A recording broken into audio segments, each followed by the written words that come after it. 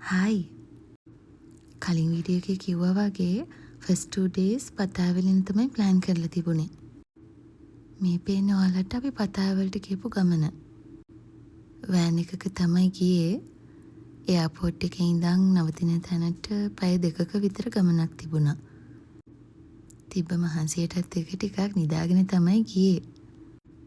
Hotel එකට ගිහිල්ලා පොඩි රෙස්ට් එකක් අරගෙන ඊට පස්සේ අපි එළියට ආවා. නංගිලා ඊට පස්සේ අපි මුලින්ම එකගෙන ගියේ 7-Eleven එකට. ඒක 24/7 ඇරලා තියෙන හැම ස්ට්‍රීට් එකකම තියෙන මිනි සුපර් මාකට් එකක් කිව්වොත් හරි. කෑම්බීම જાති නම් ගොඩාක් තියෙනවා. ඕනෙව ගත්තට පස්සේ ආලා හීට් කරලම දෙනවා. ඔන්න එළියට එනකොටම එතනක් තිබ්බ කෝන්. දකිද්දිම මැජික් කෝන් වගේ පෙනුනට ඒ තරම් චීස් නම් ඇඩ් කරන්නේ නැහැ. හැබැයි ඒක හරිම රසයි.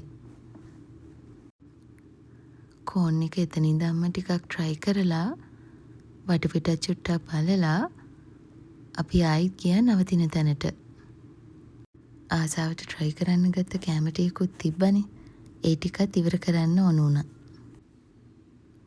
ගත්ත කැම જાති ඔක්කොම කාලා ඉවරනාට පස්සේ අපි ආයිත් චුට්ටක් ඇවිදින්න ගියා. පතාවල ප්‍රසිද්ධ walking street එක එහෙම බලන්න ගියා. ඔන්න ඉතින් මෙහෙම තමයි ටුවර් එකේ ෆස්ට් ඩේ එක ගෙවුනේ. ඒ කාපු කෑම જાති වලින් මං ආසම උනේ මෙන්න මේ ලාවා කේක් එකට. එහි හිටපු හැම දවසකම මම මේක කෑවා. ඇත්තටම මාරම රසයි ඒක.